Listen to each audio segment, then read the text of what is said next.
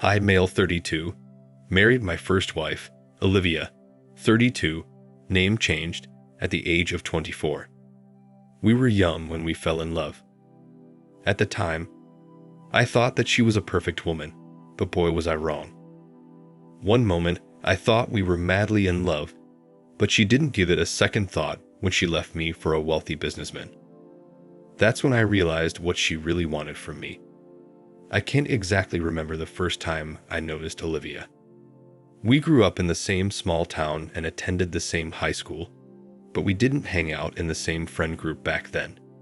She was one of the most beautiful girls at our school, and I was just some geeky kid.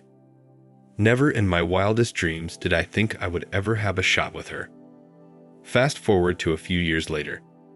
I just returned to our small town after graduating from university. I was preparing to start a job at the veterinary clinic and had just moved into a new condo. Of course, it was a big change coming back to a quiet small town from a fast-paced university lifestyle in the city, but I was looking forward to reconnecting with some old friends and being close to my family again. A few nights after settling into my condo, I went out to a bar downtown to hang out with some old friends. I offered to buy everyone a round of drinks and headed up to the bar. As I got closer to the bar, I noticed that there was something very familiar about the bartender. It took me a moment to recognize who it was, but then it hit me. That beautiful girl I used to see in the hallway every day in high school was now a woman. "What's your poison, honey?" she asked me. Now, I can't lie about this next part. My heart was racing and I was feeling nervous. At this moment, I felt like a geeky teenager all over again. I just stood there with a blank look on my face. It might have only been a few seconds, but it felt like a lifetime. I opened my mouth, and the only thing to come out of it was an awkward, what? I felt like the biggest idiot on the planet. What was wrong with me? I had just spent the last 4 years living in the city, always going out and talking to women. Now I was a nervous wreck. But there was something about Olivia that always made me nervous. "You went to Westbrook High, didn't you?" Olivia asked as she was pouring the drinks. At that moment, I was in complete shock. All these years, I thought I was invisible to her. As the night went on, I kept offering to buy rounds of drinks for the table. I was using any excuse to go up and chat with the bartender. I was meeting with my friends after many years, so none of us wanted that night to be over. Apart from my friends, I found another reason to not leave the bar that night. It was Olivia. I don't know if it was the alcohol or if Olivia was much more down to earth than I initially thought, but I was feeling a lot more comfortable approaching her as the night went on. Before closing, she asked for my phone and put her number in it. Over the next year, things went really well. The clinic I was working for extended its hours, and I was making really good money. I was approved for a mortgage and preparing to move into my first house. Olivia and I started dating after that night at the bar. On our first date, I knew she was the one I wanted to spend the rest of my life with. I proposed to her 5 months into the relationship, and she said yes. We got married within a year. My friends and family thought I was crazy moving so fast with the relationship, but I didn't care. The first few years of our marriage seemed like a dream. I made enough at the clinic to support us both. We weren't millionaires or anything, but it was enough to pay the bills and get by. Olivia had left her job at the bar once we got married. She told me she wanted to take some time off work and focus on her art. This seemed strange to me at first because she had never shown interest in painting, drawing, or anything of the sort, but I wanted to be a supportive husband. She didn't get a stroke of luck with her art passion, but she was called by her ex-boss for part-time bartending work during peak season and major bookings. She was good at her job and loved it too, but she didn't want to do it full-time. We were good for a couple years until one day her old boss from the bar called her again. This time, it was a big corporate event taking place in town. CEOs and business owners from all over the state were traveling to our small town for investment and expansion of their businesses. It was a month-long summit. Olivia's boss needed some skilled and seasoned employees for that event, and hence she was called in for it temporarily. She too readily agreed to it because the pay was really good. I didn't think anything of it at first, but I started to feel like something wasn't right a few weeks into the gig. Olivia was working every single night, and she was staying out later than usual. It was usual for bartenders to wrap their day post-midnight, so I didn't bat an eye. For the first few days, she was home by 3 a.m. After a week, one morning my alarm went off at 7 a.m., and Olivia wasn't in bed next to me. I checked my phone and saw there was a text message from her saying that it was the last night of corporate events, the people were staying late, and she had no idea when she would be done. After all, these were some big shot customers willing to put out a lot of money. I didn't mind, thinking it was just one time.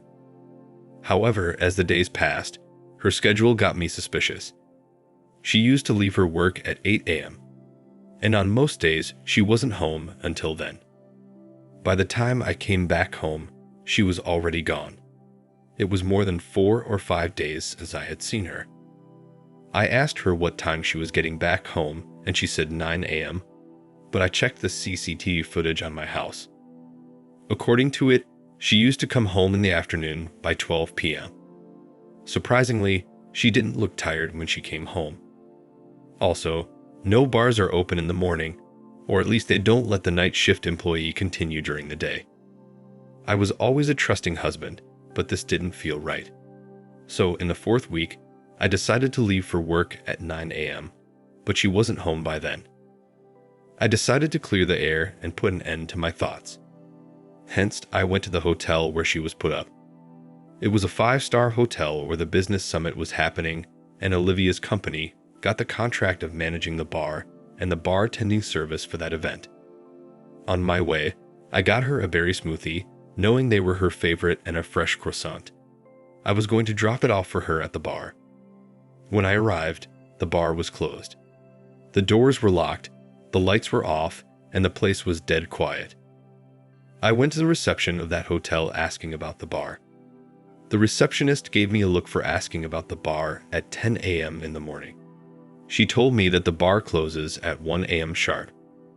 I inquired that there was a business summit going on, and for that reason, if it was possible that the bar section of that hotel was running until morning. She got perplexed at my question and said that the bar closes at 1 a.m. sharp and cut me off. I sounded creepy to her, maybe. Before this moment, something in the back of my mind was telling me she had been lying. I just didn't want to believe it. I texted Olivia asking where she was. She said she was at the bar. I sent her a picture of me standing in front of the closed bar and asked her to come out wherever she was so that we could talk this out. She said that she would reach home in an hour.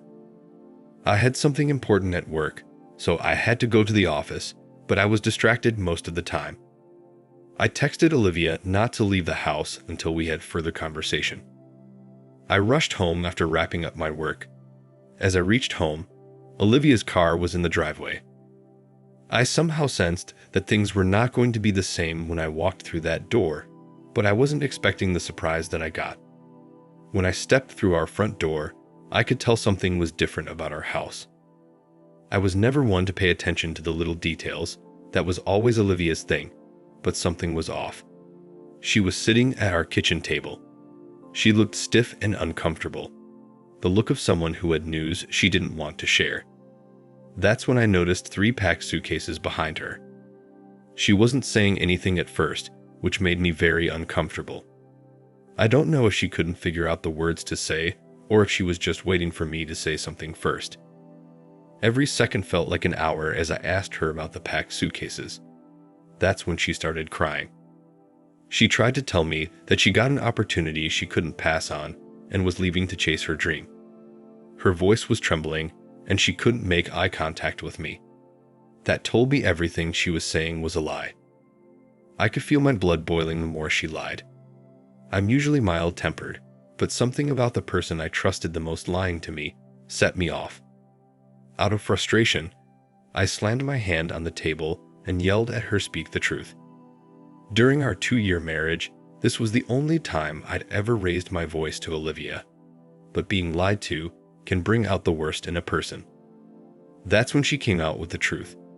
I almost wish I had never had to ask to hear it, because I can still remember the pain to this day. My wife was leaving me for one of the businessmen she met at the bar, some millionaire that lived upstate. It is 5 years since then. Of course, it was a tough period for me, but the details of that are not relevant. I sold the house we were living in and moved into a nicer neighborhood, got married to a beautiful and ambitious woman named Kara, and we have a baby boy. Life is good, so why talk about the ex? For the past few years, Olivia has been nothing but a distant memory, but out of the blue I got a text from her that she was back in town and wanted to meet. I ignored her messages, but she pinged me nonstop saying that it was something urgent. Here's the thing, I didn't want her back in my life, but I was also wondering what this urgent thing was that she wanted to talk about. I decided that I could give her the benefit of doubt and agreed to meet up with her for a coffee. When I first arrived at the coffee shop, I saw her sitting in a booth waiting. She smiled as soon as she noticed me. For a brief moment, I thought maybe all she wanted was forgiveness. At first, she tried to play it off cool. She made small talk like anyone would when they were catching up with someone they hadn't spoken to in years, but I noticed she was up to her old games. As she talked about moving back into town, she would look for excuses to move closer to me or to touch my hand. I would inch away or brush her off, but I could tell she thought she could win me over. I moved back from her and told her to stay put in her limits. I could see her cheeks turn pink as she realized I wouldn't crack. She said she missed me. I knew this wasn't true. It took her an instant to decide to leave our marriage when an established millionaire paid her an ounce of attention. Not once over the past 5 years as she tried to reach out to me. That's when I told her to cut the crap and tell me the reason for her urgent meeting request. She started crying, and for the first time, I didn't feel bad seeing her in pain. This was just a sliver of the emotional pain she caused me when she left. She said that she knew that she betrayed me and I hate her. But I was the only person she could turn to. She was right. I did hate her. But I still cared for her as a person, as weird as that sounds. A part of me did not want to know what her deal was and why it involved me. I asked her what did she want from me. She asked me to lend her some money, $5,000 to be exact. You see, her millionaire boyfriend never put a ring on her finger. When he started hooking up with his hot new assistant, he gave Olivia the boot. Now she doesn't have a dime to her name. It seems like karma caught up with her after all. I don't know why I was so surprised that this was the reason she asked to meet up. When we were together, I was too blinded by love, but once she left, I realized what purpose I served her. You see, she never actually noticed me when we were kids, but that night at the bar, she overheard my friends and me catching up. She heard all about the good job I was starting in my new condo. Hell, after a few beers, I probably even let it slip how much money I was making. She only saw dollar signs and a man simple enough to fall for charm. Of course, I retrospect to all these only after she left. I had no intention of giving her a loan, but I was curious what she had to say, so I asked her the reason she needed the money. She filled me in on all the details of where her life was now. When her relationship ended, she came back, hoping to stay with her parents until she figured things out. Obviously, she hadn't been in touch with her parents all these years, so she didn't know that they sold their house and moved into a 1-bedroom beachside apartment. She told me that she needed the money to restart her life, rent an apartment, etc. She also wanted some money to cover expenses while working on a painting that she hoped to sell to a trendy gallery in the city. Of course, I asked her if the gallery had agreed to commission her. She mentioned wanting to focus on art during our marriage, but during the whole 2 years, she never created a single painting or anything. To be fair, I didn't know if she could paint or not. I have never seen a piece of her work. She admitted that she hadn't spoken to anyone from the gallery. She was planning on creating a piece that she could sell to them. This was typical for her, thinking that she could just walk into a place and immediately impress them just because she existed. Immediately, I denied her. I wasn't rude about it. I didn't say any of the cruel thoughts that were invading my head. Instead, I told her the truth that I had just had a kid and I was paying off a mortgage, so I didn't have that kind of money to spare right now. She bargained for $3,000, but I didn't give in. She began to explain how she was worried about having nowhere to stay. The bar she used to work at was under new management and didn't need any help. Whatever she was trying to sell, I wasn't buying it. If she wanted to explore herself, she could do it with her own money. I told her that I supported her during our marriage, but she decided to explore her way into a millionaire's bed. I'll never forget how her expression changed in an instant. She went from an innocent damsel in distress to a cold-hearted villain. This is when she told me, "You owe me actually. I didn't come for anything during the divorce. I should have gotten an alimony, or at least half of the money you got from selling the house, but I let you off easy. That can change though." That was enough for me. I might have thrown a few curse words her way. Who wouldn't? But that was the last time I would give her the benefit of the doubt. When I got home, I blocked her on all social media apps. Just to be on the safe side, I did speak with a lawyer. Well, sort of. My colleague's brother worked for a law firm, and he lets me know that in this state, an ex-partner can't go after alimony after the original divorce case has been settled. Even if she did get a lawyer, she didn't have a case to move forward with. Plus, she doesn't have the money to fight a case. I'll give her props for trying, but she won't fool me again. I blocked her number as well as all social media apps. Of course, living in a small town does make it impossible to avoid hearing about someone completely. As much as you try to distance yourself from them, someone else will eventually bring up what they're doing. I was told she moved upstate to stay with one of her old high school friends. Luckily, she won't be around to sink her claws into my life anymore. If she wants to play games, they'll have to be on someone else's board. In the subsequent weeks, my wife and our baby spent 3 weeks traveling around and exploring the state. I was surprised by how good of a traveler our baby was.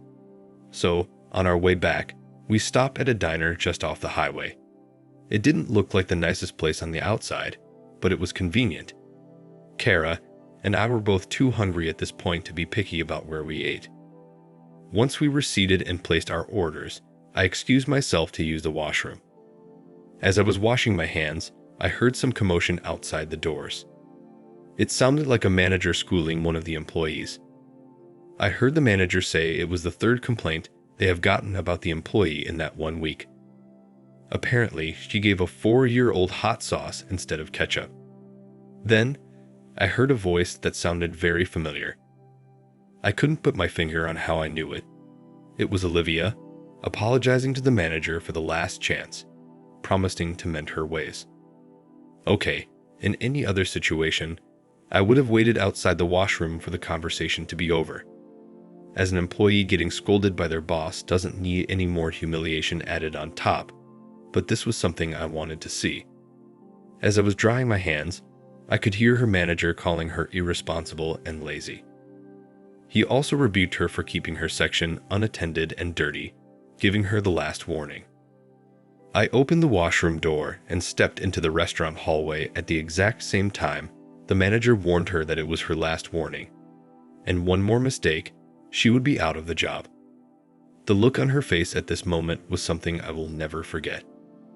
I'm probably the last person she wanted to see when her manager said those words. I didn't say anything to her, although her manager did seem slightly embarrassed that a customer overheard him tell off an employee. He came to her table to apologize and offered Kara and I a dessert on the house. Now, I wasn't expecting much out of that little diner, but getting free pie and seeing my ex-wife being held accountable for her behavior was well worth it. I'll have to give that place a good review always. My family and career deserve all of my focus moving forward. I guess she got what she deserved. Thank you for watching. Like, comment, and subscribe if you enjoyed the video. Until next time, I'll see you again. Take care.